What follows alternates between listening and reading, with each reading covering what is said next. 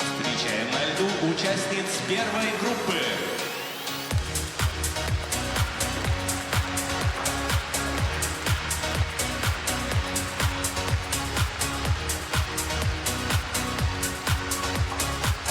Софья Лукина, Республика Башкортостан. Ксения Фадеева, Московская область. Арина Мариничева, Республика Корея. Мария Волченко, Челябинская область. Арина Кудлай, Санкт-Петербург. Ксения Синицына, Москва. Разрешена разминка.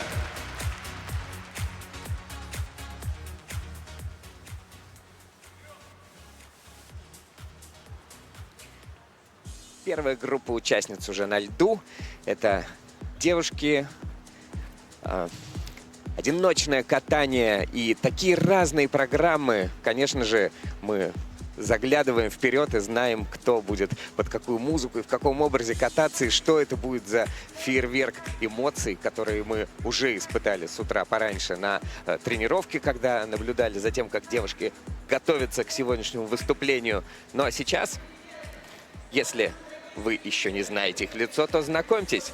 Софья Лукина, 16 лет, из Башкортостана приехала. Это спортсменка. Она очень смелая девушка, она очень решительная спортсменка, в том числе на этих соревнованиях. Ее никто не сопровождает, она выступает в одиночестве, но она делает это с таким значением, как будто бы она выступала уже давным-давно во взрослых соревнованиях, а ведь она дебютант. Прекрасные программы, интересное катание. Не хватает, конечно же, стабильности, не хватает опыта, который, как известно, приходит только с годами и с количеством выступлений. Желательно все-таки под надзором тренеров.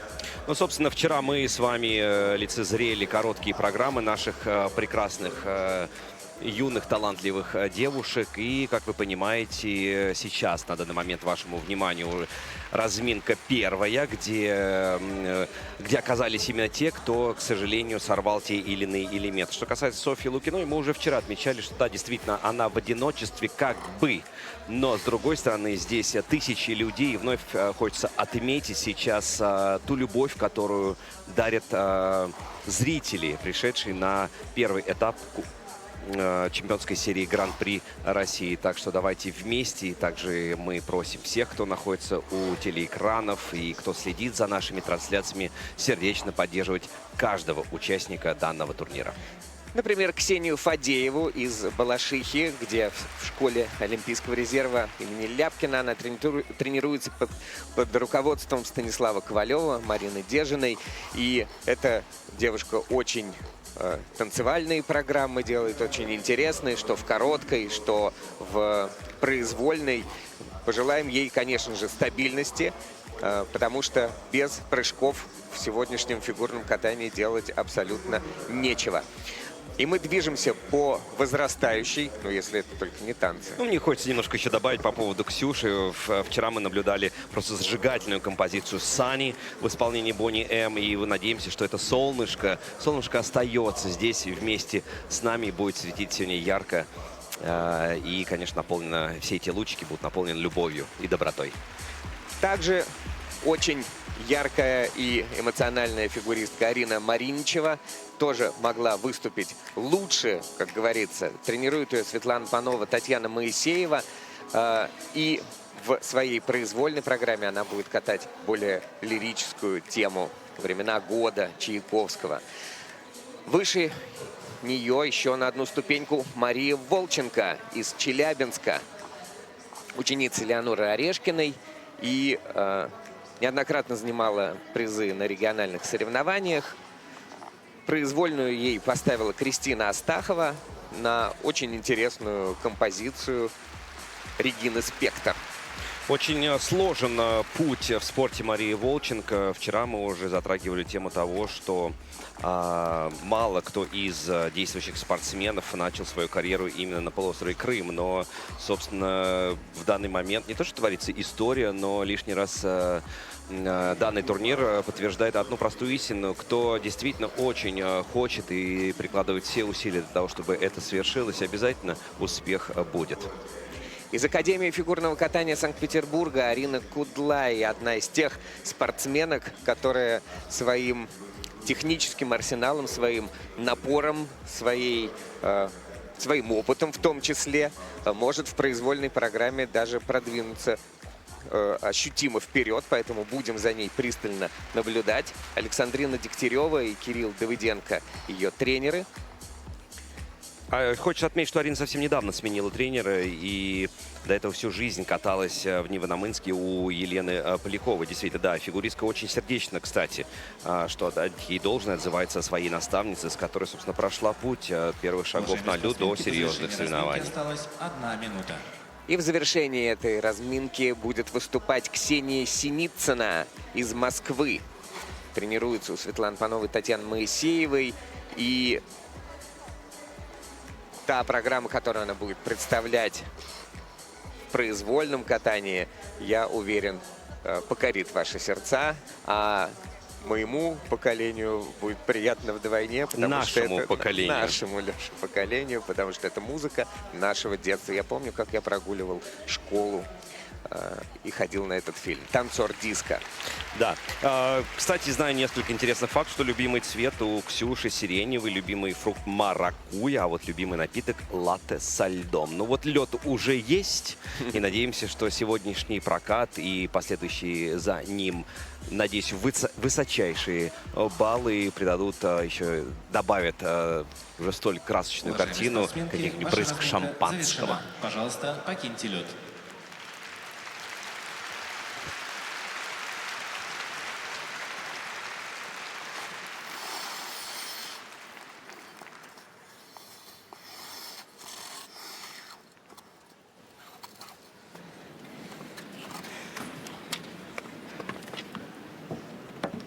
Для исполнения произвольной программы на лед приглашается Софья Лукина, Республика Башкортостан. Открывает соревнование в произвольной программе на Магнитогорском турнире серии Гран-при Софья Лукина. В результате короткой заняла последнее, 12-е место, но ее выступление было полно устремлений и надежд. Пусть Софья не теряет это чувство, несмотря ни на что. Она катается под кавер знаменитой песни Rolling Stones в исполнении певицы Сиара.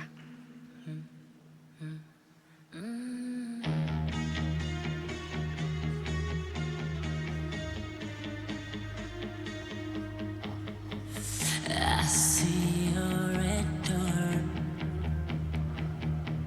I want it painted black.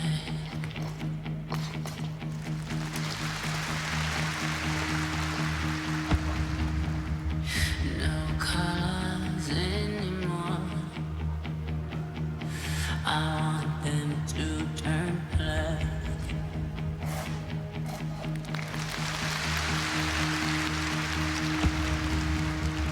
I see the girls walk by dressed in their summer clothes. I had to turn my head to my darkest goes. I see a line of cars and they're all painted black, with flowers and my love both never to come back. I see people turn their heads and quickly look away, like a newborn baby. It just happens every day.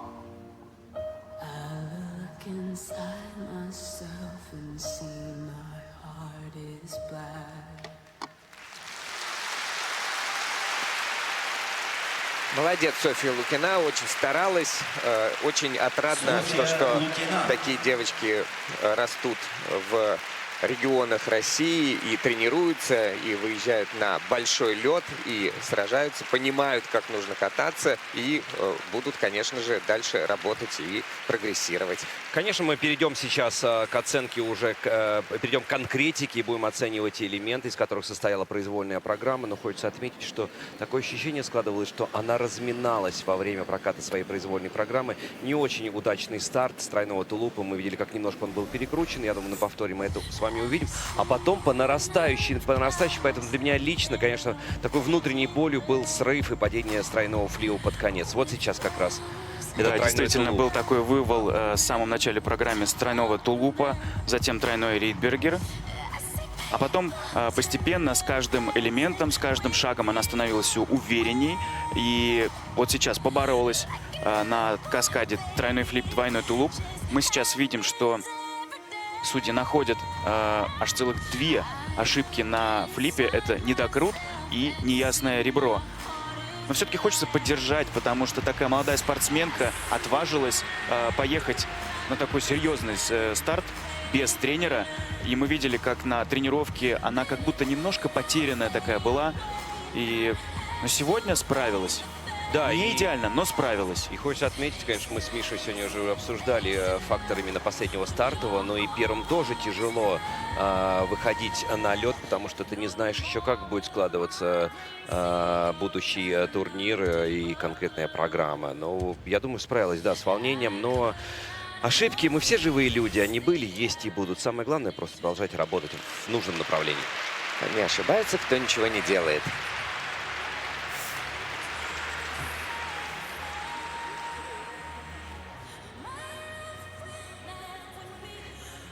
Софья Лукина, красотка из Уфы, ожидает своих оценок. Такая ответственность возлагается всегда на тех, кто катается первым. Ну, так получилось. Она оказалась последней после короткой программы, ей приходится открывать. Но и этой ответственности научиться, ведь быть первым там, в разминке или вообще в общем списке, это близкие понятия. Научиться, значит, быть первой, выходить, держать на себе удар, заводить публику, если нужно. А публика-то все равно поддерживала, даже после того, как она упала с флипа. Зал здесь очень теплый. За исполнение произвольной программы Софья Лукина набирает 95. За исполнение произвольной программы она получает 95,96 и по сумме 2 программ 142 балла 63 сотых. На лед приглашается Ксения Фадеева. Московская Произвольную область. программу на треке от Cinematic Pop и Eurythmics исполняет Ксения Фадеева из Балашихи, которую Алексей Ягудин с легкой руки прозвал Сани, «Солнышко». Очень позитивное и танцевальное выступление в короткой не принесло больших баллов. И мы желаем Ксении сегодня чистого катания.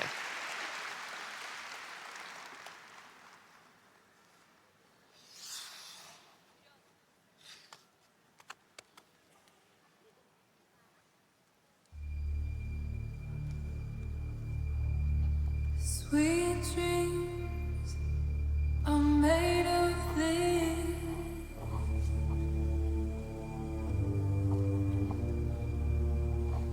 Who am I to disagree? We traveled the world in a 7 seas. Everybody's looking for something.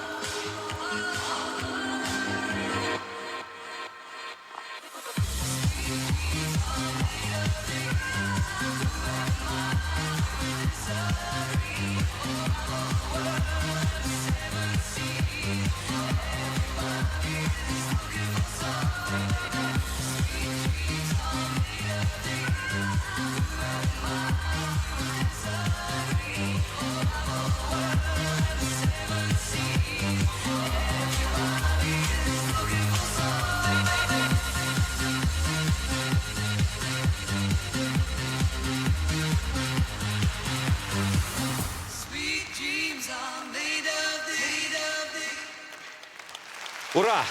Ксения Фадеева.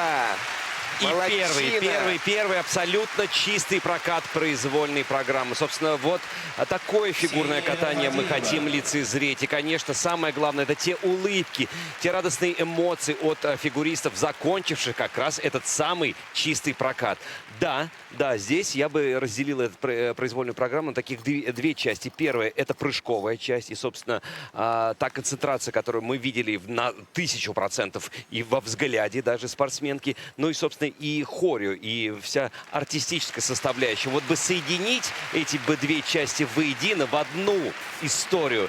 Абсолютно другая картинка была. Полностью согласен, Алексей, с тобой, потому что действительно было четкое разделение, когда она именно выполняет сложные технические вещи, и тут же потом начинает танцевать и даже в какой-то момент подпевать. Но вот Подпевал сейчас, весь зал.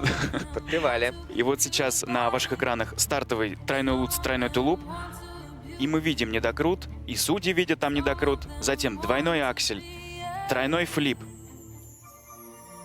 И вот здесь тоже такая вот мягкая, так скажем, кушечка, и судьи находят там неясное ребро.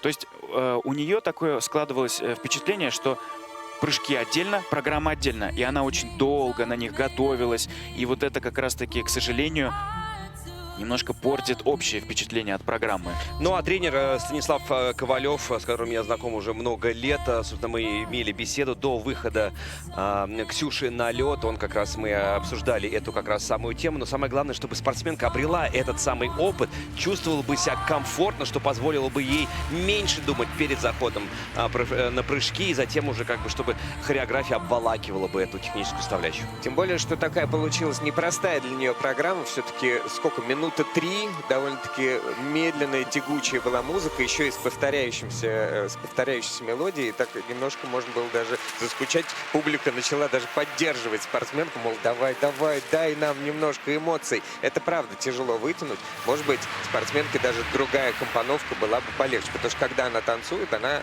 клевая. Да, вчера мы это видели, и это было действительно здорово, и весь зал от начала до конца просто вот хлопал в такт. Ну а сейчас мы видим на экранах, на наших экранах, что, к сожалению, очень много недокрутов, неясных ребер было выявлено судейской бригадой. Конечно, это не может не сказаться на итоговой оценке. Но опять же повторюсь, да, первая разминка. Эти совсем юные фигуристки, которые только набираются опыта. И дальше просто нужно проводить четкий анализ того, и как это было, и работать над чистым исполнением. Но свою задачу на программу Ксения выполнила. Она получает 96 баллов и 38 сотых. И по сумме двух программ 146-51. На лед приглашается Арина Мариничева, Республика Карелия. Дебютантка взрослых соревнований родом из Карелии. Арина Мариничева катается в произвольной программе под времена года Петра Ильича Чайковского. Мария Касумова, хореограф этой красивой постановки.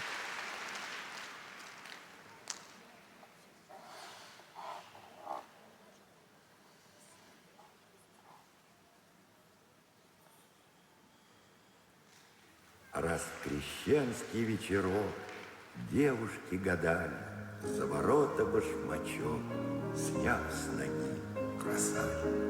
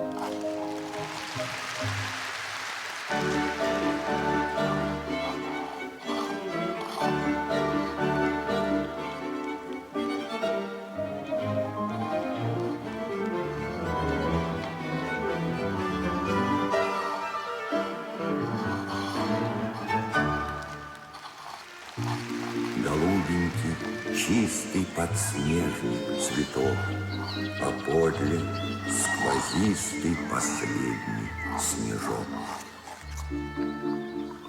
Последние слезы о горе былом и первые грезы о счастье ином.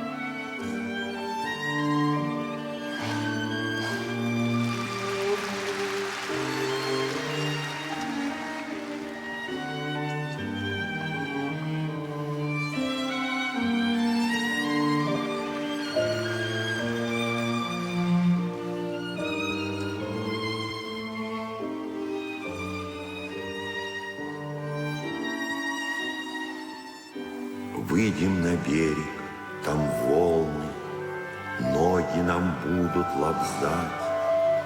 Звезды с таинственной грустью будут над нами сиять.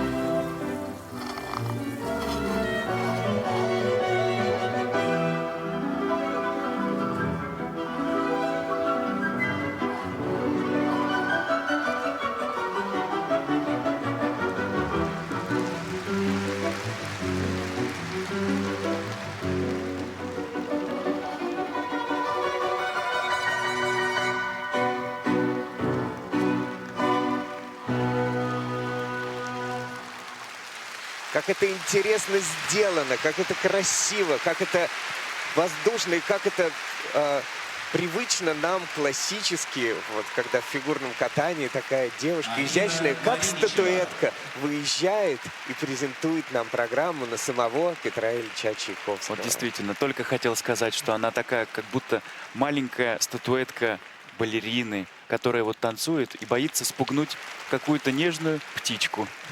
Да, а у меня такие мысли по поводу какой-то куколки, которая сейчас с такой нежной, очаровательной, причем это не наигранность прозвучала перед нами всеми, это действительно то, что она чувствовала своей душой. Это стиль, а стиль же это про то, что знать, кто ты есть и что ты хочешь сказать. И если мода проходит, то стиль остается. Вот хотелось бы, чтобы вот эта непринужденность и легкость осталась навсегда. Да, ну вот мы сейчас видим на замедленных повторах, что только что был двойной аксель, тройной тулуп, в самом начале недокрученный, двойной аксель, затем был чистый, тройной луц, Оллер, тройной Сальхов, и на луце мы видели еще во время проката явный недокрут, и сейчас судьи его, конечно же, находят, а также неясное ребро, тройной флип, затем во второй части еще один тройной флип, и он уже пошел как повтор, и затем она решила прицепить двойной тулуп к тройному луцу. А это уже делать нельзя. Это получается как четвертый каскад. И она вот сейчас потеряет, конечно, баллы. Теряет, да. Баллы, к сожалению, да, очень много мелких каких-то неточностей, но что хочется еще отметить, те элементы, которые действительно были сделаны, например, как тот тройной флип мы с вами наблюдали сейчас на повторе, действительно это высокие пролетные прыжки, и это не складывается ощущение, что как бы она владеет, она действительно, это без как бы, она действительно владеет всеми элементами, просто их надо собрать в одну кучу. Арина Мариничева ждет своих оценок, Татьяне Викторовне, которые Марии, еще нужно посчитать. Филоне Ивановне. Потому что действительно Привет, в протоколе очень много поправок. Конечно, если спортсменка чуть более опытная, она гораздо быстрее высчитывает, где у нее какой каскад, не повторяется. И в случае ошибки быстро комбинирует. Мы видели это с вами. Ну, иногда Не раз видели. под стрессом и не такое происходит на соревнованиях такого высокого уровня, где лед буквально трещит от напряжения. И мы с вами говорили о том, какая она статуэтка, а что внутри происходит, какой вулкан страстей, который нужно угомонить перед выходом и снова быть статуэткой, Но это уже мастерство о том, о чем вы говорите. которая у нее есть. Чуть-чуть не досчитала. Это все придет с тренировками и с опытом. Ну и по правде хочется сейчас, есть пару секунд, вновь отметить и Однако рассмотреть Если воздушные вернули, программы каскад Арина вернули. Мариничева набирает 103,50 По-другому балла. пересчитали Сумма за две падение, программы повторы 153 и засчитали за 94 него сотых. все-таки На данный момент 6 она баллов. занимает первое место. 153-94 по сумме двух На лед программ. приглашается Мария Волченко, Челябинская область. Продолжает соревнование в Магнитогорске Мария Волченко. Она представляет Челябинск, где, кстати, в этом сезоне пройдет финал Гран-при России. Вот бы прорваться туда, к родным трибунам, но тогда для начала необходимо совершить подвиг в произвольной программе.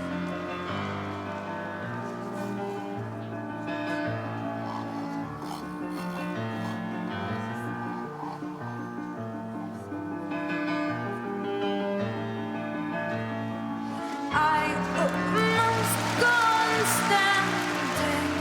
You can't break that which isn't yours. I must go on standing. I'm not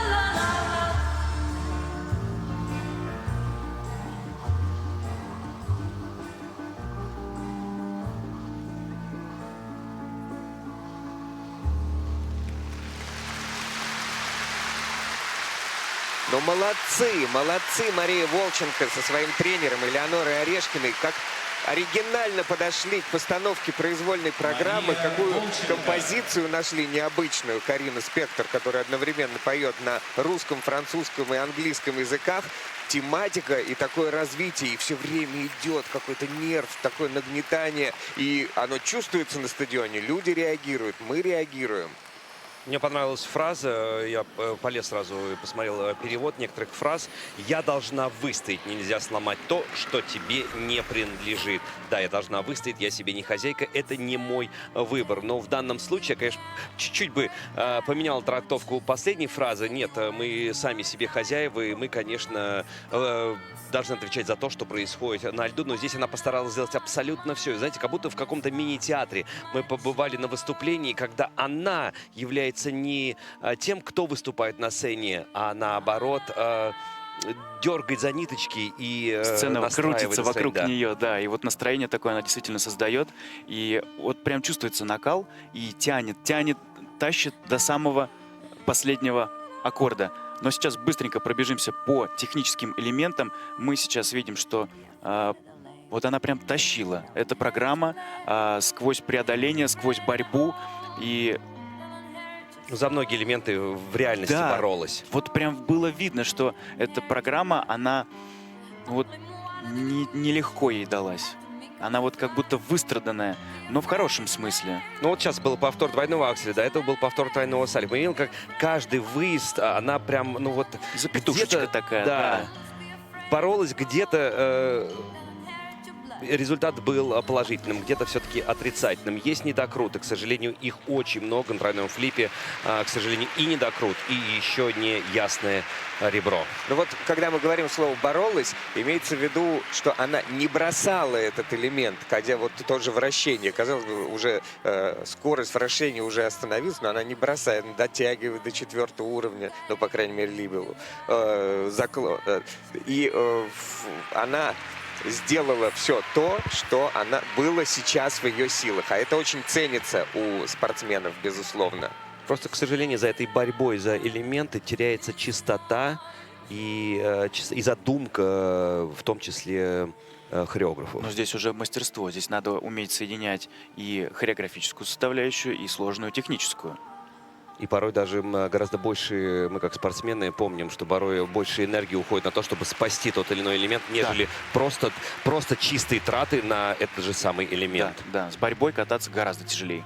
Мы желаем довести эти элементы спортсменки до такого состояния, чтобы они получались в лед. И тогда ее катание преобразится. Мария Волченко получает 96,5 баллов и 146. Обгоняет Ксению Фадееву, но Арине Мариничевой уступает. На лед приглашается Арина Кудлай, Санкт-Петербург. Произвольную программу на турнире с серии Гран-при исполнит Арина Кудлай из Санкт-Петербурга. В короткой она зажгла стадион. Немного не хватило чистоты элементов, но зато она, безусловно, запомнилась публике.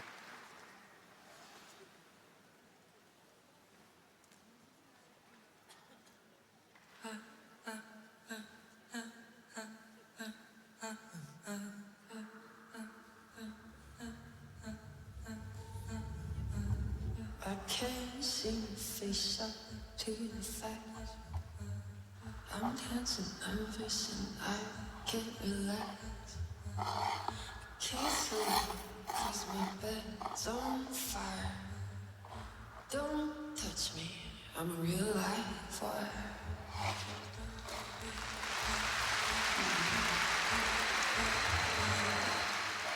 Psycho killer, qu'est-ce que c'est?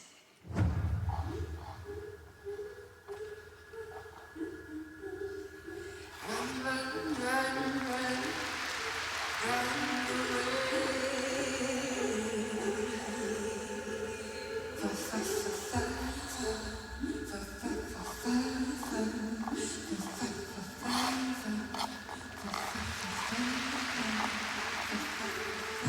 Run, run, run, run.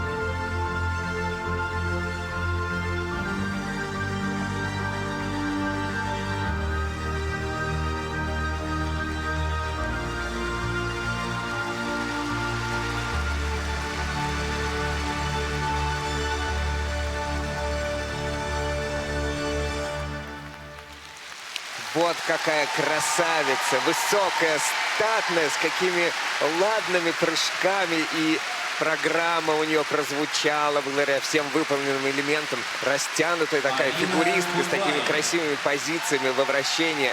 Просто одно наслаждение наблюдать за таким катанием. Красивейшие абсолютно линии, и после исполнения мы видели, как она даже поцеловала лед, потому что все действительно У кого это она удалось научилась? у тех спортсменов, у которых действительно все получается. Для меня лично мы можем по-разному абсолютно трактовать то, что мы увидели. Для меня это как будто жизненный путь, как будто это путь преодоления. Если первая половина произвольной программы как будто во тьме, то потом ты все равно видишь этот лучик света и стремишься к нему. Посмотрите, Абсолютно как согласен, рада да. ее тренер Александрина Дегтярева. Просто воодушевлена ее катанием. Да, действительно, во второй части программы вот прям захотелось встать, идти и побеждать, и совершать какие-то невероятные поступки. Ну, давайте по технике пробежимся. Стартовый тройной луц, тройной тулуп. И сейчас мы видим небольшой недокрутик. Я То есть не вот эта согласен. маленькая кушечка, то, что выставляют судьи. Тройной Ридбергер, тройной Сальхов, двойной аксель. То есть последующие прыжки были чистыми. И Ну, на повторе посмотри, Миш, какая высота, какой пролет. пролетные очень прыжки, очень красивые, действительно. И особенно она пользуется своим ростом, и очень эффектно прыжки выглядят. Ну вот сейчас, прямо с вами надо было на повторе. Тройной луц, двойной аксель, двойной тулуп. Ну, правда, я не... Ну, периодически хочется поспорить с судьями, хотя они всегда правы, если мы рассматриваем пристально результаты. Но, на мой взгляд, все-таки есть пару моментов, как и в первом каскаде. Ну, не знаю, по поводу кьюшечки есть у меня лично вопросы. Да, но обычно, чаще всего, она идет в пользу спортсмена. Но сегодня вот решили так достаточно строго судьи оценить Причем это у технический нас набор. такое мнение, это сложилось из того, что уже очень много спортсменов откатались и очень много этих самых кьюшечек. То есть Да. настолько пристально следят. Надо было что так. Ну, когда вы говорите «кьюшечки», имеется в виду буква «Q» Недокрутики. латинская, которая обозначает минимальный недокрут в программе, но который уже снижает балл Ну, в спортсменка судейских довольна. протоколах, которые у нас Тренер высвечиваются доволен. на Что еще экране. надо? Арина Кудлай набирает 119,24 балла. 119,24 в произвольной. И она набрала за две программы 180 баллов. Молодчина. На лед приглашается Ксения Синицына, Москва. В Магнитогорске продолжается Гран-при, где Ксения Синицына готовится к произвольной программе. Она прекрасно катается, но бабочка на луце помешала ей подняться выше накануне в короткой программе. Сейчас над льдом зазвучат цветастые песни из индийского хита моего детства «Танцор диско», фильм о мечте, о головокружительной карьере, о таланте, который всегда пробьется, ну и немного о мести.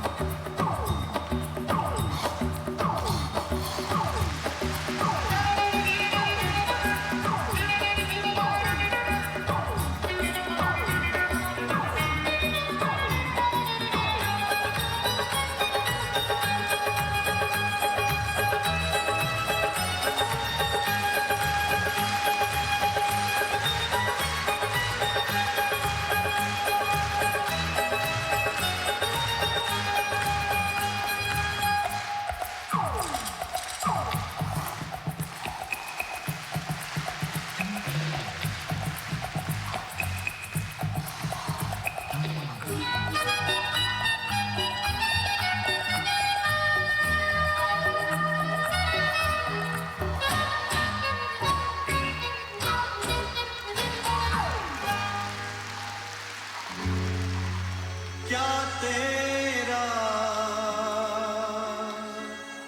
क्या मेरा भुला दे मेरे यार गा बेटा गा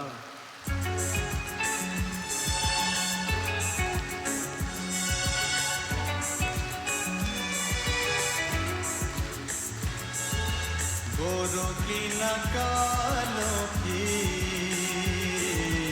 दुनिया है दिल वालों की गोरों की न कालों की दुनिया है दिल वालों की हंस के जिए हंस के मरे हम जैसे दिल वालों की कालों की दुनिया है दिल वालों की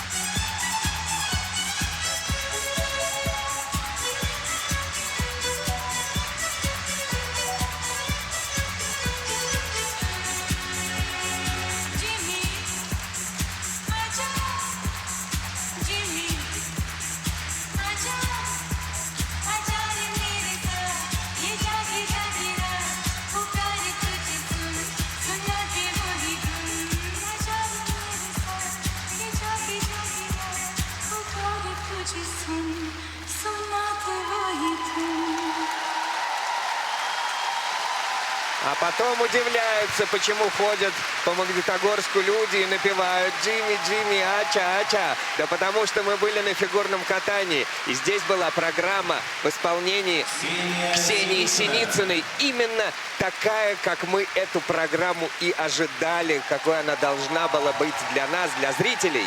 Просто восхитительно. А просто невозможно остаться равнодушным после просмотра того, как Ксюша исполнила свою произвольную программу. Ксюша продолжает экспериментировать со стилями, и хочется отметить, что достаточно очень серьезная композиция была выбрана для короткой программы, а здесь, ну, это прямо стопроцентное попадание. Это ее душа, это ее сердце. На льду валяется. У меня болт из лезвия. На что-то Болт из наезд. лезвия. Вот так вот. Что случилось? Болт из лезвия выпал. Ну, главное, там еще остались. Да. Но я хочу обратиться сейчас и, собственно, опять же, к той дискуссии, которая развернулась во время проката по поводу недокрутов. Мы сейчас будем анализировать вот этот двойной аксель, с чего, собственно, все началось. Хороший пролетный. Прекрасно, с длинным выездом. Да, Отличный сейчас прыжок. это второй прыжковый элемент был.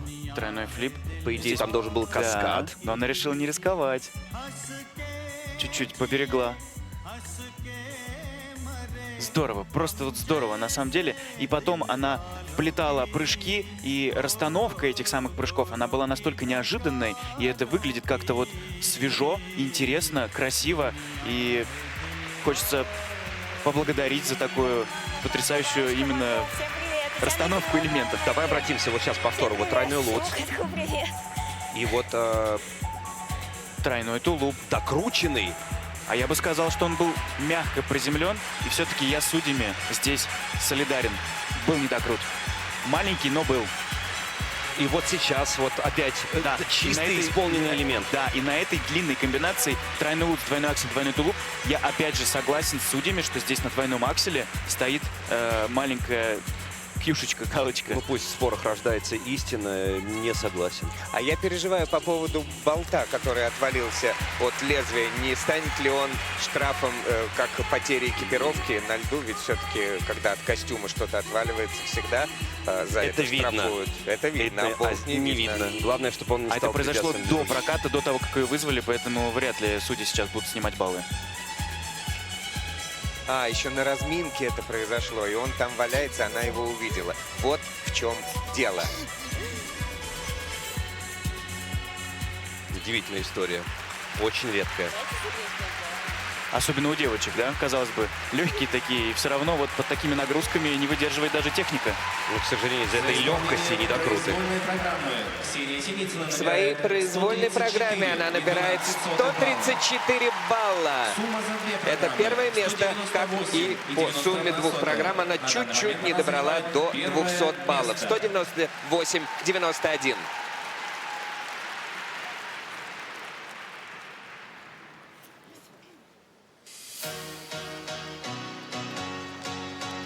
Встречаем на льду участниц второй группы.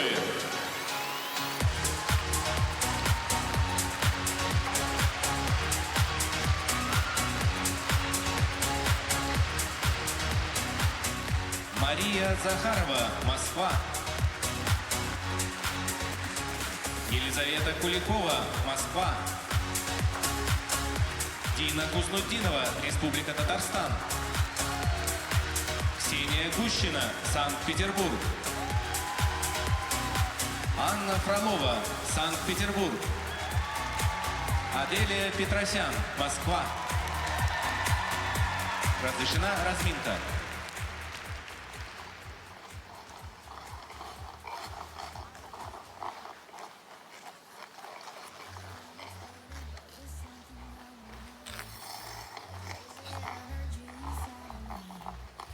Вот они, сильнейшие из сильнейших на этом турнире серии Гран-при в Магнитогорске.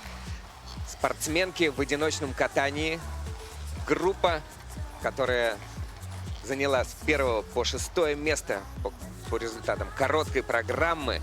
Да еще так плотно, да еще в такой борьбе. И сегодня в ходе произвольной программы они завоюют пьедестал. И кто же это будет? Претенденток на пьедестал у нас несколько. Но в разминке принимает участие 6 спортсменок. Мария Захарова на ваших экранах.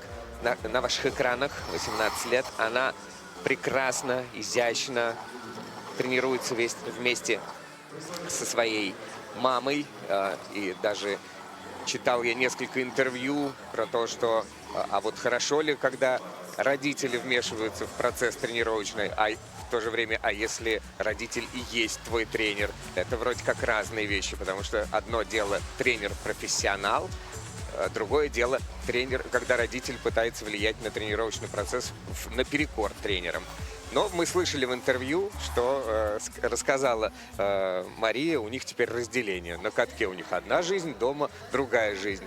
Дома о фигурном катании не говорить. Хочется отметить по поводу именно этой спортсменки. У Маши Захаровой есть элемент ультра-си. Мы сегодня это наблюдали во время утренней разминки. Четверной тулуп. Посмотрим, пойдет ли она в этот прыжок в произвольной программе. Надеюсь, что да, потому что, безусловно, станет украшением, если все удачно сложится.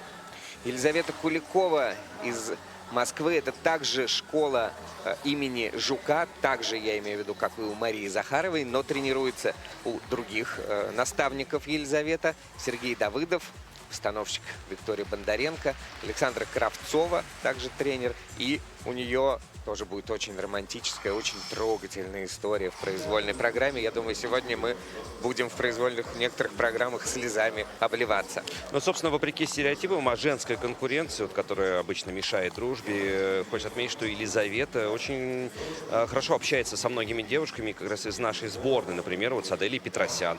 У них, кстати, даже есть забавная подборка совместных фотографий, начиная с самого детства. Дина Хуснутдинова, молодая спортсменка, которую здесь на льду представляют Сергей Дудаков и Даниил Глихенгаус. Она сама из Татарстана, но тренируется в Москве.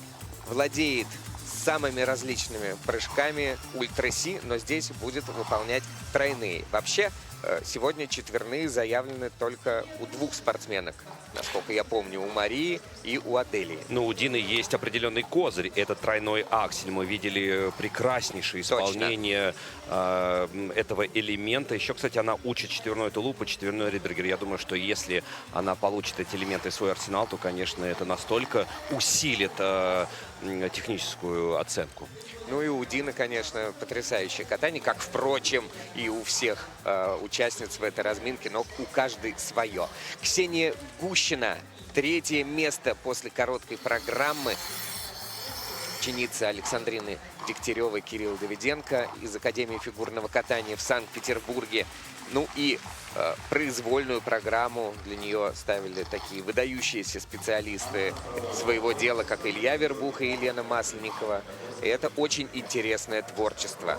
Творчество, собственно, занимает, наверное, большую часть таких хобби у этой семьи, потому что у Ксюши есть еще и младшая сестра, которая занимается, кстати, фигурным катанием. Анна Фролова занимает 2-е место после короткой программы. И у нее, и у Ксении Гущиной было очень интересное катание. Но вот у Анны оно было как будто бы более таким проникновенным, более текучим. У Ксении более танцевальным. Это были абсолютно разные программы. Конечно, сейчас это будет абсолютно разное катание. И очень интересно, что Анна покажет в произвольной. Очень вдумчивая девушка, очень взрослая, учится на психолога и свою будущую жизнь вообще хочет связать не только со спортом, но и с психологией. И в завершении то, чего вы так долго ждали, четверные прыжки. Сегодня Аделия Петросян их репетировала, тренировала с утра пораньше. Что-то получалось, что-то не получалось. Много раз она заходила. Тренерский штаб говорил, что они решат, что она будет прыгать в этой программе уже вплотную к самому прокату. Как, по-вашему, ребята, какое настроение вот сейчас техническое на катке, потому что Аделия Петросян будет выступать последней, у нее много времени для того, чтобы еще и отдохнуть. Что она сейчас пробовала прыгнуть? Но сейчас можно вот буквально несколько мгновений назад как раз был тренерский штаб Этери Георгиевна Тутберидзе, Сергей Дудаков, Даниил Глихенгаус. И вот сегодня, если мы вчера не наблюдали Этери Георгиевна, да, то есть сегодня она здесь, конечно, поддержать того спортсмена, который будет представлять нашу великую спортивную державу на предстоящем турнире. Уже речь идет о самом главном турнире сезона Олимпийские игры. А по поводу того, что происходило во время 6-минутной разминки, это, конечно, россыпь попыток исполнить четверной тулуп в исполнении Адели Петросян. Надеемся, что вот она соберется в нужный момент и это сделает.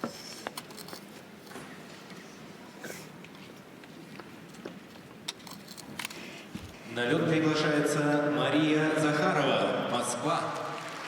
На турнире Гран-при в Магнитогорске Мария Захарова представляет спортивную школу имени Станислава Жука. Чистое и мощное катание в короткой обеспечило ей место во второй группе участниц, в группе сильнейших.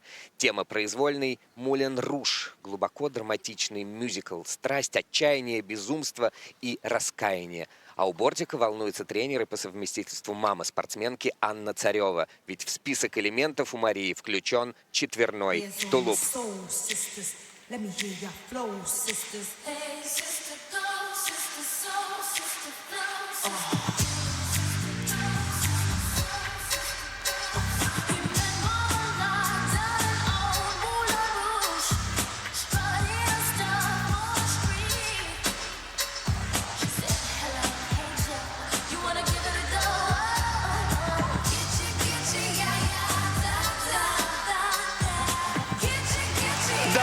Да, друзья, четверной тулуп, браво!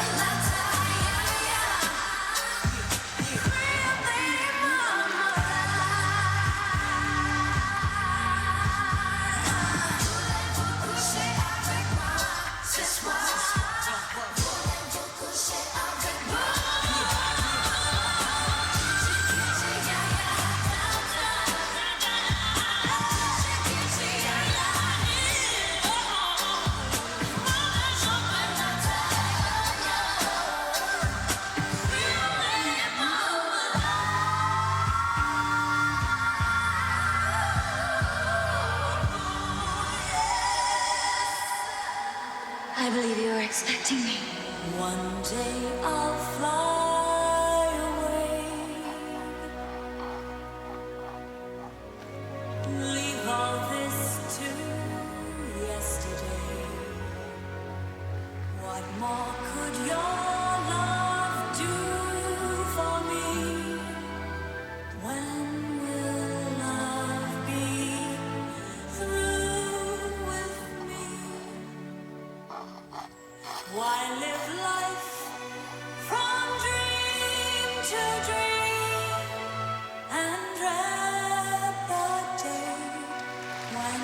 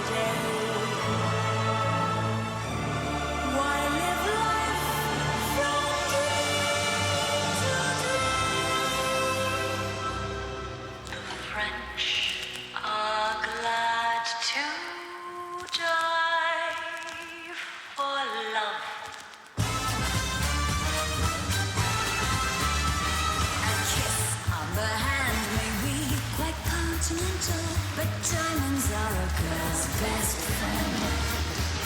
A kiss may be grand, but it's not pay the rental on your humble flats. Or I can feed your pussycat. Men grow cold as girls grow old, and we all lose our charms in the end. But square cut or pear shape, these marks don't lose their shape. Diamonds are a girl's best friend.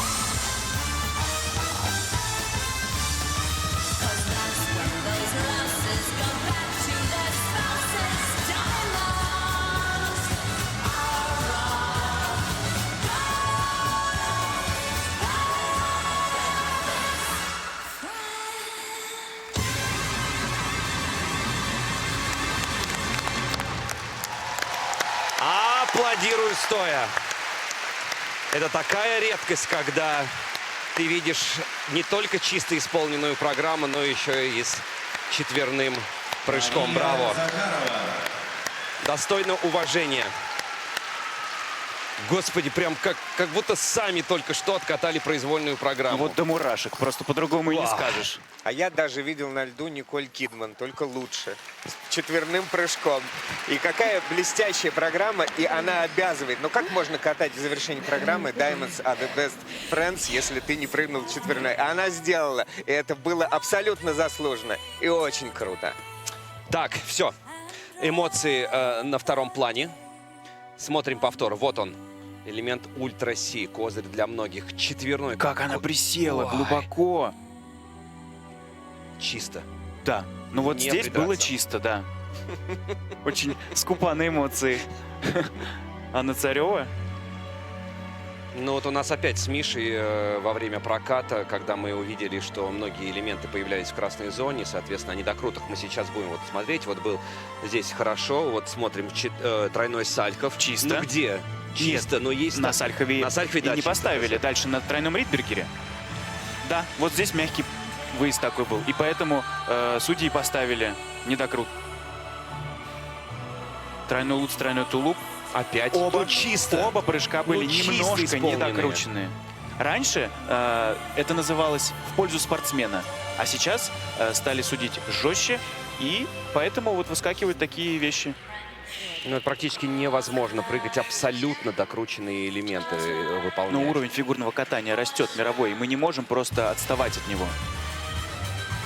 Тем более, когда ты выполняешь четверной тулуп, и пусть даже во второй части тройной луц, тройной тулуп и тройной флип с двумя последующими прыжками ты обязан прыгать чисто. Программы Мария Захарова набирает 136-91. Сумма за две программы. Это первое место, и она выходит за пределы 200 баллов. 203-01 по сумме двух программ.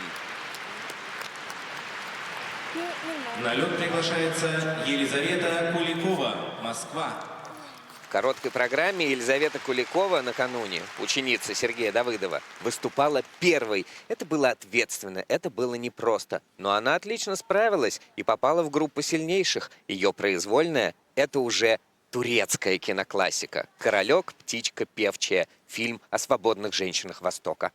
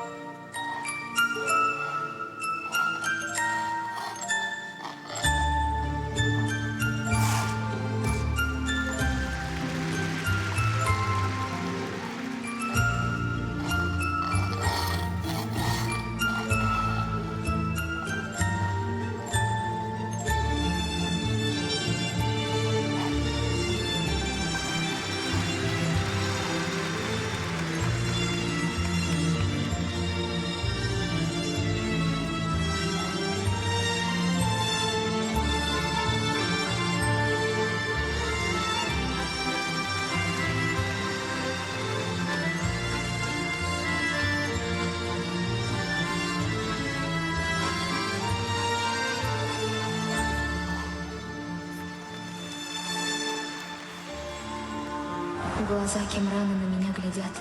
Ах, мама, как волнует этот взгляд. Две карих вишни смотрят на меня. Два добрых, согревающих огня. Их теплый свет и манит, и зовет, в душе моей растапливая лед. Боюсь ослепнуть, глядя на огонь. Смотреть, смотри. Любуйся, но не тронь. За что ко мне так этот мир жесток? За что, любя, страдает королек?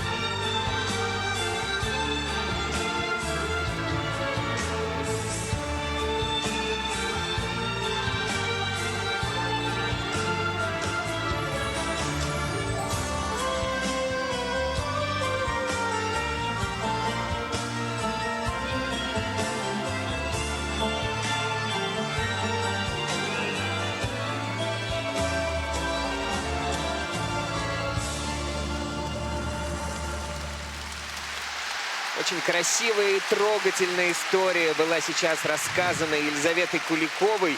И даже хочется вот немножко ее дополнительно поддержать. Из-за чего? Потому что мне кажется, что стадион настолько выпотрошился в предыдущей программе, что сейчас вот немножко даже отдыхали и просто наслаждались катанием красивой фигуристки. Очень чистым, очень эмоциональным, очень артистичным, но просто наслаждались. И мы, и зал чувствовал драму, и всю вот эту драматургию, которую нам преподносила Елизавета в этой произвольной программе. Думаешь, она просто тоньше воспринимала публика эту программу, и поэтому не занималась подхлопыванием? Да. Соглашусь.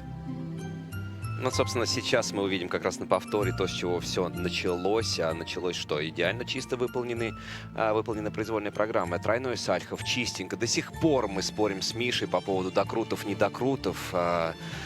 Тройной Луц. Но правило есть правило. Тройной Луц с тройной тулуп. Ну, чище.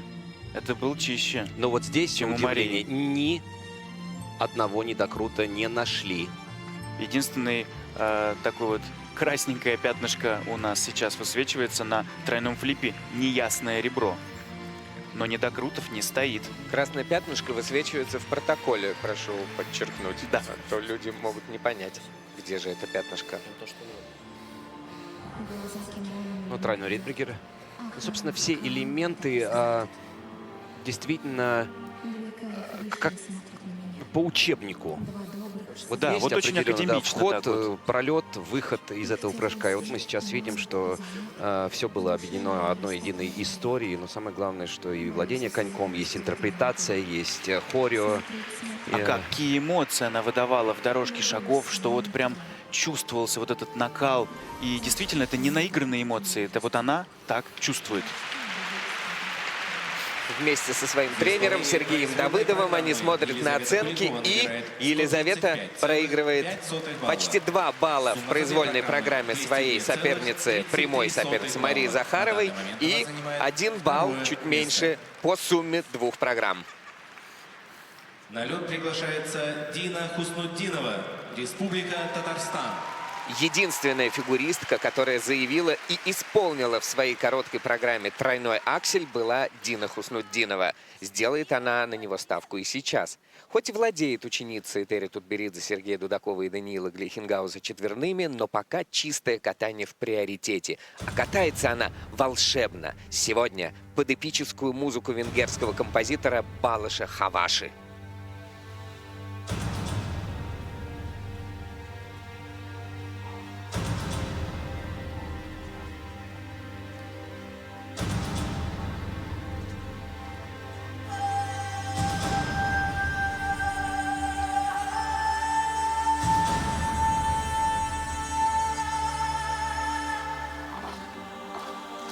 Идеально.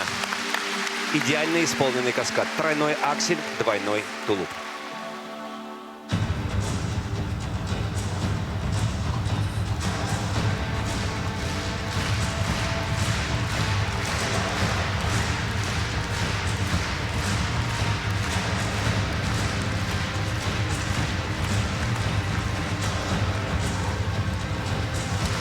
Вау, второй тройной аксель.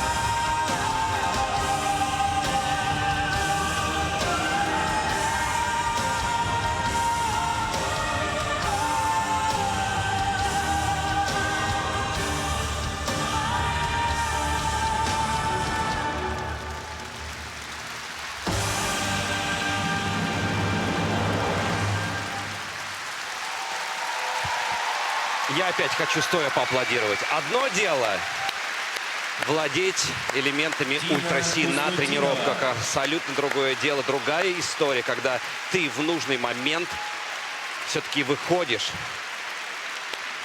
и совершаешь то, ради чего все спортсмены тренируются. Да, действительно, очень такая интересная, мощная программа, прям победоносная. Где же скорость наша? Ну да, хотел сказать побыстрее, Где же скорость, хотелось бы побыстрее. Ну, юна спортсменка, но уже к этому юному возрасту владеет элементами ультра-си. Вот он на повторе тройной акси. Идеальным образом выполненный. Да, здесь не придраться, это 100%.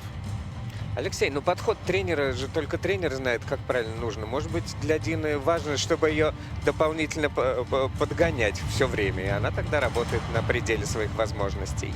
А вот здесь как Вот раз здесь, таки да, на тройном вот, Сальхове явный был недокрут. Прости, Да. Вась, у нас своя история про недокруты.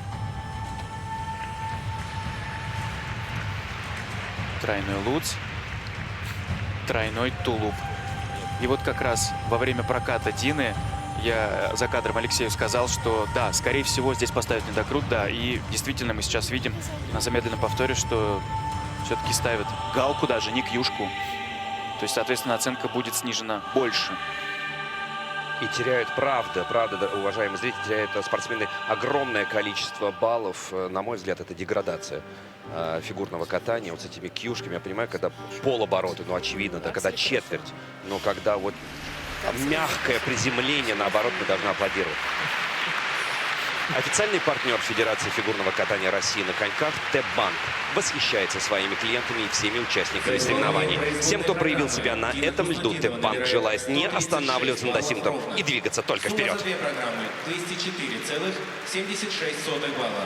На данный момент она занимает По произвольной программе 136 баллов, и это вторая оценка. А по сумме двух программ 204,76, и она впереди. Ксения Гущина, Санкт-Петербург. Удивительно мягкое и осознанное катание продемонстрировала накануне Ксения Гущина. И теперь она один из ключевых претендентов на пьедестал. Быть может, вы не увидите сейчас элементов ультра-си, но весьма вероятно, вы увидите нечто большее. Время собирать камни, точнее баллы. Сейчас запоют «Come Together». Кавер-версия самой объединяющей песни на свете в постановке Ильи Авербуха и Елены Масленниковой.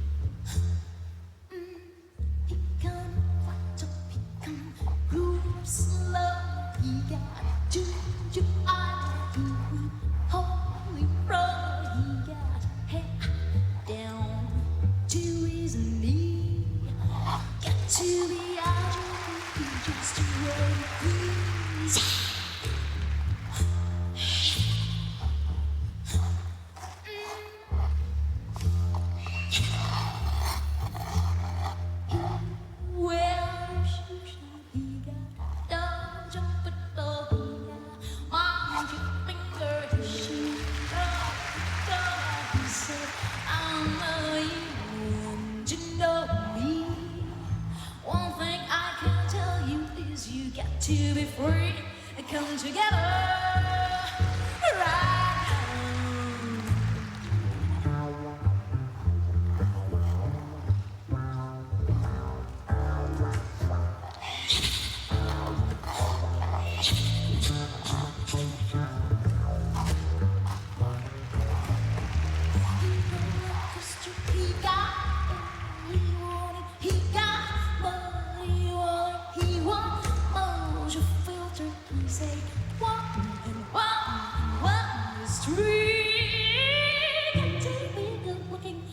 right so hard to see.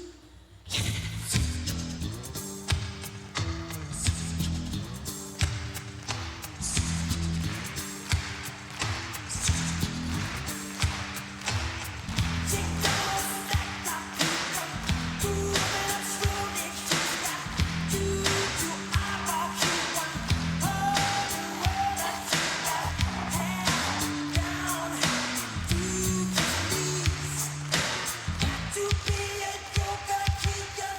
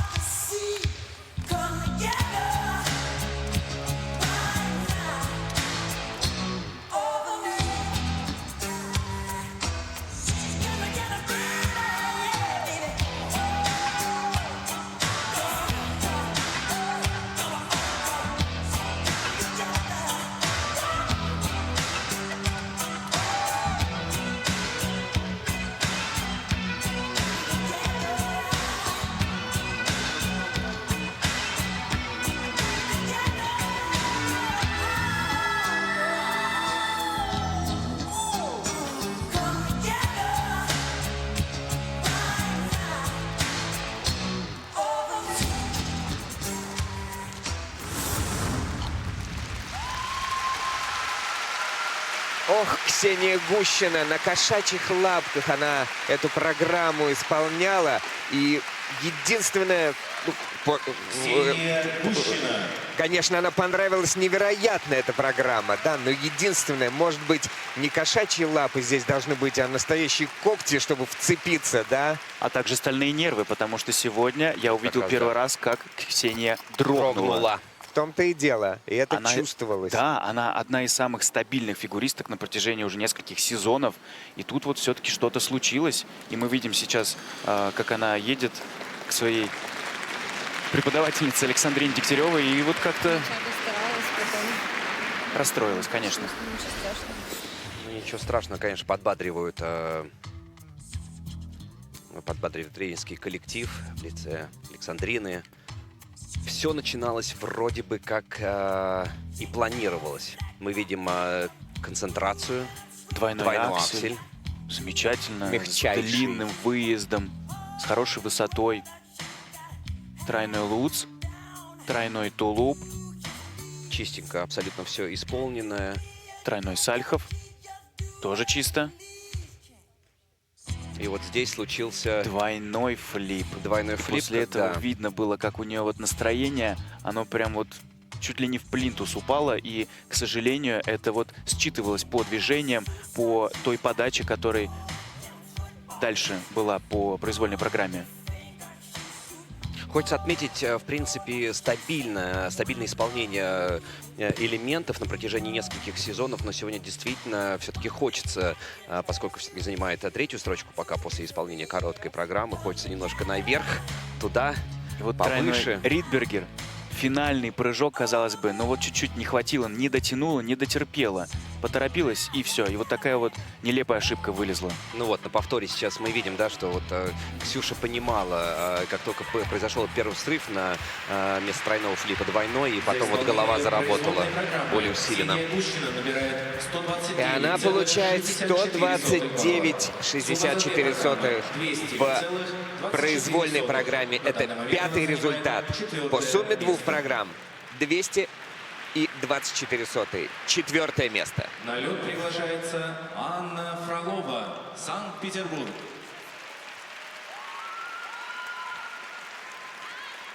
Фигуристка из Санкт-Петербурга Анна Фролова, ученица Рукавицына, Молотова и Глинки. В короткой была безупречна, но для победы над Петросян нужно нечто большее.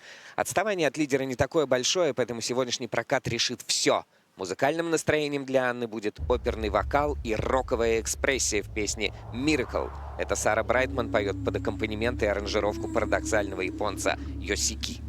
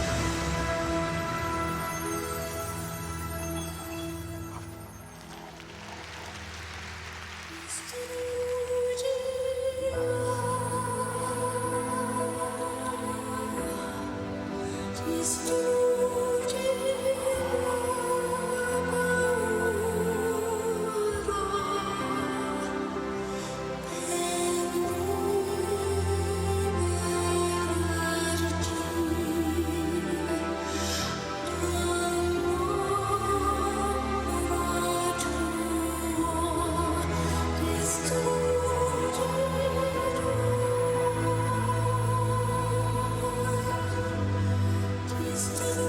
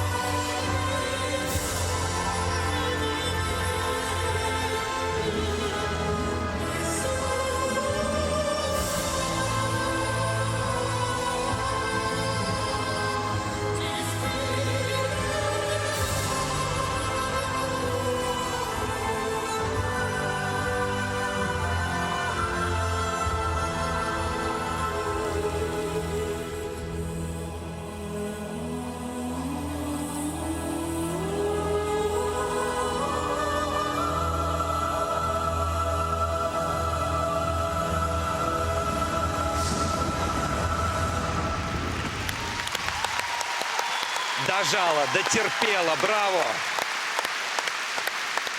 Ой, спасибо, конечно, Первому каналу за возможность наблюдать за теми событиями, которые разворачиваются на том или ином турнире. Но самое главное, друзья, нужно приходить воочию наблюдать. Это абсолютно другое состояние. И ты не хочешь, чтобы это состояние прерывалось ни на секунду. Браво. Браво, Это такой прокат, вот чуть сердце не выпрыгивает из груди. Вот просто до мурашек. Вот честное слово, мы еле-еле с Алексеем пережили этот прокат. Мы просто вот молились, держали кулаки, сжимали. Было. Боролась. Официальный партнер Федерации фигурного катания России на коньках Т-Банк восхищается своими клиентами и всеми участниками соревнований. Всем, кто проявил себя на этом льду, Т-Банк желает не останавливаться на достигнутом и двигаться только вперед. Начала свою произвольную программу Анна с каскада тройной луц, тройной тулуп. И вот сейчас мы видим на замедленном повторе, что все было хорошо. И у судей тоже никаких вопросов не возник. За исключением некоторых прыжковых элементов. Но это уже во второй части. Первая часть была сделана блистательно. Но видно было, что под конец программы немножко силы уже И она были очень, на пределе. Да, были на пределе. И она вот старалась не расплескать вот этот запал. И особенно, когда она ехала на тройной сальхов на свой финальный прыжок, вот она прям себя держала. Ну вот это не тройной давала. луц, вот двойной аксель, двойной тулуп. Ставит кьюшечку, к сожалению, да, недокрут небольшой на тройном луце. Ну вот здесь, да. Тройной флип, да, к сожалению, был явно недокрут. И вот здесь как раз этот тройной сальхов, о котором я говорил, она прям долго готовилась на него. Ну на тройном сальхе, ну не было недокрута, ну сколько можно. Но все равно небольшой недокрут есть. И вот судьи его заметили и снизили оценку на 0,17. Хотя одно, знаешь, радует в кавычках, если не только у Ани, у всех практически, если там многочисленные кьюшечки, все абсолютно в одинаковых условиях. Плюс-минус. Ну, надо еще сказать, что у технической бригады есть замедленный повтор укрупненный, Конечно. где они прям по кадрику рассматривают, поэтому тут уж не поспоришь. Анна Фролова набирает Анна Фролова набирает 133 балла по произвольной программе. Это 5-й результат. Но она впереди по сумме двух программ с результатом 206 баллов 58 сотых. На лед приглашается Аделия Петросян, Москва.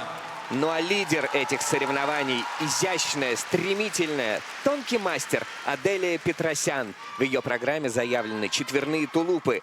Окончательное решение относительно этих прыжков тренеры Дудаков и Глихенгаус, и Тутберидзе, и сама спортсменка должны были принять прямо перед прокатом.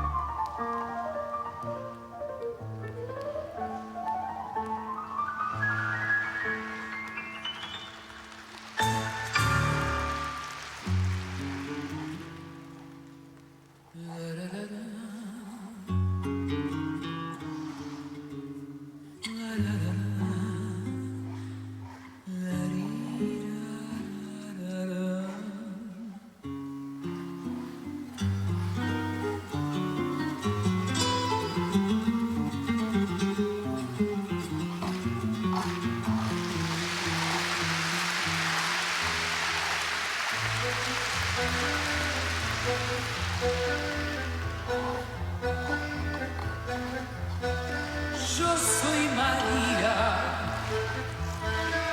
de Buenos Aires. De Buenos Aires, María, no ven quién soy yo. María tango, María del arrabal, María noche, María pasión fatal, María del amor, de Buenos Aires soy yo. Yo soy María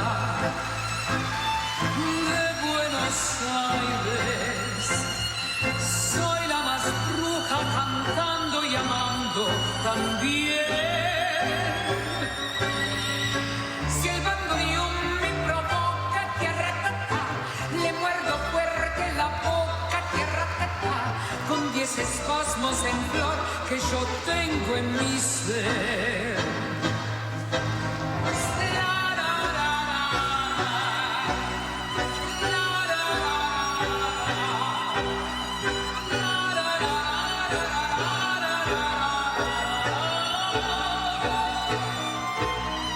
Yo soy María de Buenos Aires. De Buenos Aires, María, yo soy mi ciudad. María Blanco, María del arrabal, María noche, María pasión fatal, María del amor de Buenos Aires. Soy yo.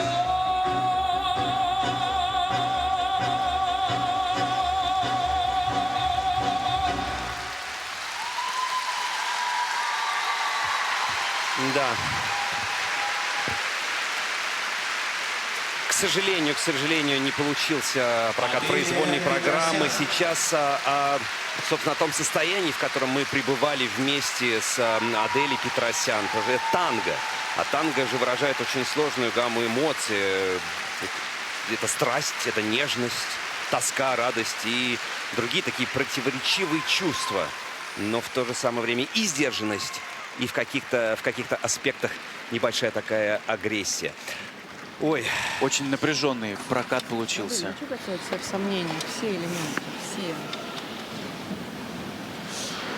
Герн говорит, что все элементы в сомнениях проходили. Да, действительно, это было видно буквально с первых шагов, что Аделя начинает думать. И вот сейчас на ваших экранах четверной тулуп, стартовый Прямо прыжок. вот отрыв не получился, недокрут, падение, к сожалению. Ну и, конечно, мы как спортсмены понимаем, что когда вот такое падение в самом начале, просто паника небольшая. А потом она не запаниковала. Кстати, вот что хочу похвалить. Она быстренько перестроила свою программу и дальше все старалась, стояла, додерживала и доделывала. На повторе был тройной сальхов. Видите, ну вот каждый выезд, и вроде бы силы-то есть у Адели, но вот каждый элемент, такое ощущение, что вот сама в себе немножко сомневалась. Да, и поэтому судьи, они не могут поставить очень большие плюсы, вот эти вот GOE, которые... Надбавки за исполнение элементов. И первая существенная надбавка была уже за флип с тулупом, когда было видно, что она сбросила с себя это оцепенение, и первый каскад сделал нормально. И во второй части действительно она уже пошла там штамповать, что говорится, прыжки. Конечно, можно сейчас было произнести фразу, что до Олимпийских игр есть еще время, и как раз я понимаю, что никто не хочет из нас совершать ошибки, но пусть лучше они будут сегодня здесь, нежели потом есть время что-то пересмотреть, улучшить, чтобы такого, чтобы минимизировать. Сидели бы после чистого проката, да, было приятно. Проходит обсуждение, продолжается, вернее, обсуждение того, что сейчас мы с вами наблюдали. За исполнение произвольной программы она получает 147 баллов и 11 сотых. Это первое место с преимуществом в 14 баллов перед ближайшей преследовательницей. И 223 балла по сумме двух программ. Аделия Петросян выигрывает эти соревнования с огромным преимуществом перед своими конкурентками. Объявляется технический перерыв для подготовки льда, а затем вашему вниманию... Итак, на ваших произвольную экранах программу представят финальная мужчины. таблица, произвольная программа. И справа вы видите оценки по сумме двух программ. Гран-при России для девушек завершено. Аделия Петросян впереди. Далее Анна Фролова, Дина Хуснутдинова. Это призеры сегодняшнего турнира. Но Мария Захарова всего лишь 1,5 балла, но чуть больше ей не хватило для того, чтобы подняться на пьедестал. Как она сегодня каталась. Это было великолепно. Тем временем в Кисенкрае олимпийские чемпионы Евгения Медведева и Максим Троньков готовы забросать горячими вопросами победительницу сегодняшнего турнира. Первый этап Гран-при России в Магнитогорске завершен для наших замечательных женщин. Только что были разыграны первые комплекты медалей на этих соревнованиях. И победителем в этой схватке, по-другому не назовешь, вышла, как всегда, Аделия Петросян. Это уже 3-й сезон к ряду, пока непобедимая. Аделия, расскажи, как сегодня было кататься, какое настроение, понимая, что не получился четверной тулуп, но все-таки поделись с нами первыми эмоциями. Прокат был, мягко говоря, плохим, потому что ни одного прыжка не было выполнено легко, и все прыжки были в борьбе. И кататься сегодня было как-то тяжело, что-то я совсем себя накрутила перед выходом на лед. Буду как-то стараться меньше себя накручивать. А вот то, что ты себя накручивала, на тебя как-то давил четверной прыжок или в общем и целом обстановка? Потому что я смотрю, что зрители сегодня у нас максимально теплые были. Вообще, помогали ли они тебе сегодня? Да, зрители очень помогали. Мне кажется, только благодаря им я потом нигде еще не упала, а пыталась бороться за эти прыжки. Очень хотела спрыгнуть четверной тулуп. Мы даже рассчитывали на 2. Вот. И я уже знала, что я сейчас буду откатываться одним, и была цель максимально его хорошо исполнить. Получилось максимально плохо его исполнить. Ну ладно. Адель, ты 2 сезона лидер женского одиночного катания. Тебе это помогает, уверенности прибавляет? Или наоборот, это некий груз ответственности, что тебе всегда приходится кататься на максимум на сегодняшний день возможного? Я пытаюсь выходить на каждый старт по-новому, то есть не зацикливаюсь на прошедших выступлениях. Меня всегда греют какие-то отдельные победы, красивые для меня. Вот. И как-то так. Не могу не спросить, поскольку сейчас идет также параллельно серия Гран-при на международной арене, следишь ли ты за своими соперницами, потому что я уверена, что они тогда посматривают наш турнир в Магнитогорске. Да, я слежу за соперницами, смотрю, как они накатывают свои программы, улучшаются, усложняются. И тоже не хочется отставать, как-то улучшаться. Буду над этим работать. А кто тебе понравился, может быть, в этом сезоне уже? Кого бы ты отметила из соперниц международного? Я уже как 4 сезона точно смотрю Каори Сакамото, за ней слежу. Мне очень нравится ее вот это масштабное такое катание, как она обкатывает всю площадку. Недавно выступала еще Ами, которая с тройными акселями. Тоже мне очень понравилась именно легкость в ее прыжках. Ну и также вот в Китае там и Эмбер Гленд смотрела, и Алиса Лью там выступала. Так что да, слежу по возможности. Они все делают тройной аксель. Очень Есть многие ли девочки, у тебя в планах восстановить тройной аксель для своих программ? Да, конечно, есть. Я уже до этого этапа начинала в него входить. Надеюсь, что скоро получится его восстановить. Ну тогда мы тебя ждем на следующих турнирах. Желаем тебе огромной выдержки, побольше сил. Но я, насколько понимаю, что Максим еще тоже хочет что-то спросить. Нет, я просто хочу подчеркнуть, что не просто восстановить, у тебя же уже есть удачные попытки на тренировках тройного акселя, то есть он, в принципе... До травмы, да, я уже его восстанавливала, да. После травмы еще пока не получался, но он очень близко был. И как сейчас, не знаю. Поделись, где мы увидим тебя в следующий раз, куда болельщикам покупать билеты, чтобы поболеть за тебя так же тепло, как сегодня в Магнитогорске. По планам следующий этап в Москве. Надеюсь, что все будет хорошо, и я там смогу выступить. Всех жду там, болельщиков наших. Но вот в короткой программе за бортом стояли только Даниил Глехенгаус и Сергей Викторович Дудаков. Сегодня все-таки Этери Георгиевна появилась. Несмотря на то, что вчера она не смогла прилететь, она сегодня, не знаю на каких лошадях, она мчала, но примчала как раз-таки к 6-минутной разминке. Тебе как легче было выступать? Вчера без Этери Георгиевны или с Этери Георгиевной? Да, это вопрос с подвохом.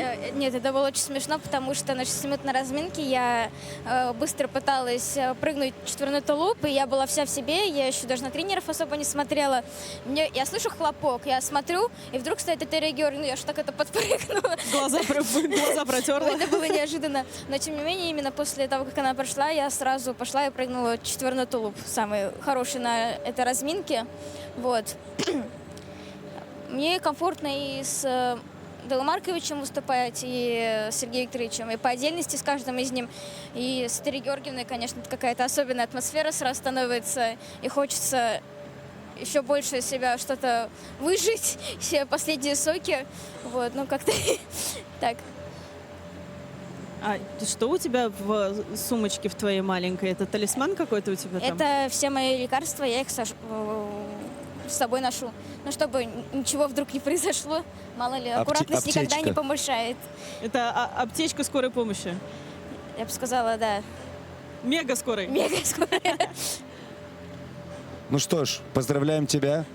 Ждем твоих болельщиков уже в Москве. Обязательно приезжайте, поддерживайте Аделию Петросян и других наших девчонок. Мы Аделию отпускаем восстанавливаться, готовиться к получению первой в этом сезоне медали на Гран-при России, конечно, потому что уже была на отборе олимпийская медаль, где ты тоже блестяще каталась. Хорошей тебе подготовки к будущему старту. Мы с Евгенией остаемся еще общаться с нашими замечательными телезрителями, которые за фигурным катанием следят у мониторов, у экранов. И у нас есть небольшой сюрприз для вас. Мы хотим познакомить вас с не самыми известными пока девчонками, но с теми, на кого точно стоит обратить внимание, поддержать и познакомить наших замечательных телезрителей поближе с дебютантками серии Гран-при России. Ну, я слово передаю Евгении Медведевой, потому что как королеве нашего одиночного катания. Ой, ну ладно уж тебе, приятно. Друзья, у нас сегодня в студии девочки, которые катались в первой разминке сегодня. Девочки, которые не из Москвы, не из Санкт-Петербурга, а представляют совершенно другие города, которые для меня лично сегодня героини. Я их всех сегодня поздравляю с тем, что вышли на такую большую арену. И, наверное, слово хочу передать Максиму. Макс, у тебя точно есть вопросы? Ну, я прежде всего хочу представить Арина Мариничева, Карелия. Всем привет. Мария Волченко, Челябинская область. Привет. Всем привет и родным, близким, друзьям. И Софья Лукина, это город Уфа, Башкортостан, республика. Всем привет. Девчонки, ну расскажите мне, пожалуйста, вот с какими ощущениями вы сегодня выходили на произвольную программу? Так тепло встречает зал. И насколько я знаю, что вы у нас все втроем дебютантки на такой большой арене. Арин, вот расскажи, с какими ощущениями ты сегодня катала произволочку? Честно, вчера я очень сильно волновалась. Я не знаю, что произошло. В принципе, я была готова. Короткая вообще не задалась. Сегодня уже настраивалась немного по-другому. Публика потрясающая, все хлопают, поддерживают. Мне очень понравилось. Спасибо, Магнитогорск, за такой прием. Произвольная уже получше, не так волнительно. Я отпустила ситуацию и, в принципе, практически все. Да, конечно, не все получилось, но уже получше, чем короткая. Вот, прием очень классный. Я хочу сюда еще вернуться. Софья, твоя очередь. Поделись с нами эмоциями. Я так долго хотела попасть на взрослый гран-при, и он очень сильно отличается от юниорского. Здесь очень много зрителей, и было очень как-то необычно. Прям внимание все прям к тебе было, когда ты выходил. Но обидно, я упала, уже думала, все, выезжаю, но упала, такое падение. Прям очень сильно расстроилась из-за него. Но расстраиваться не нужно, потому что тебя поддерживает огромное количество зрителей сегодня. И я напоминаю, что не только здесь, на арене, но еще перед экранами телевизоров, смартфонов, планшетов. Маша, поделись своими эмоциями сегодня ты. Ты в своем родном регионе. Ты из города Челябинск или... Ты родилась в Ялте, сейчас переехала в Челябинск. Почему Челябинск и как тебя встречали в Магнитогорске? В Челябинск вообще я приехала учиться после того, как окончила школу. Сейчас для меня это уже был как второй родной регион, я бы сказала. Здесь очень всегда теплый прием. Я давно мечтала побывать на таких больших стартах, именно на взрослом этапе. И вот сегодня мечта, можно сказать, сбылась. Вот эти 2 дня, которые короткая произвольная программа, я выходила и старалась просто наслаждаться тем, что я тут, и что вот мне предоставили такую возможность вообще выйти и показать с себя свои программы. Правда, не все получилось, но есть к чему стремиться, над чем работать. Вот очень круто, что вот сегодня я здесь. Расскажи, потому что, правда, очень оригинально. Обычно с севера едут на юг, люди переезжают, а ты с Ялты, из лета переехала в зиму в Челябинск. Расскажи об этом решении, как это получилось и вообще как ты начинала кататься, потому что каток в Крыму построили совсем недавно. А где же ты тогда начинала кататься? Вообще, изначально я начинала на катке в торговом центре. Там было очень тяжело начинать, так как льда всегда было мало, не хватало. И сейчас, наверное, я бы сказала, тоже. Но вот в 2019 году Илья Исаевич Авербух открыл школу наследия. И вот мы ездили, занимались туда. Хорошие тренеры вели занятия. Вот так вот как бы началось мое фигурное катание с того, что вообще я смотрела, и мне всегда очень нравилось, я мечтала этим заниматься. И вот поэтому, когда мы узнали, что у нас есть каток в городе, что есть такая возможность, мы решили попробовать. И вот как-то затянуло. Хотя вот я пришла, в принципе, поздно, можно сказать, в 9 лет начала. Но я вот все годы жизни, что тренировалась, понимала, что я никогда не пожалею о своем выборе, и что вот я делаю то, что я люблю.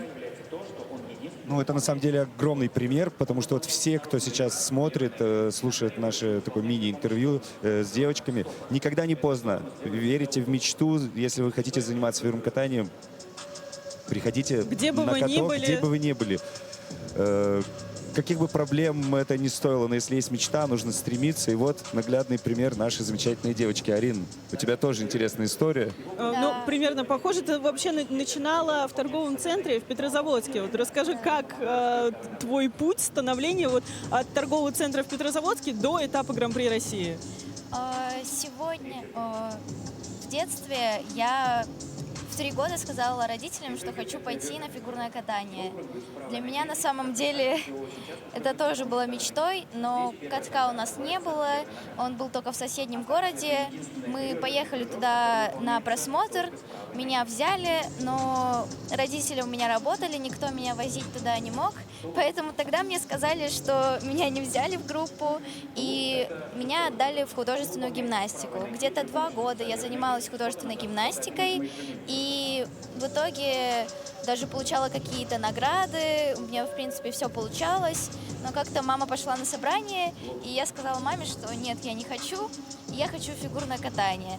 Тогда меня мама отдала на каток в торговый центр, он был очень маленький, там я занималась примерно полгода, и как раз-таки, когда мне исполнилось 6 лет примерно, открыли уже хороший каток, меня отдали в группу, и в 10 лет я переехала в Москву.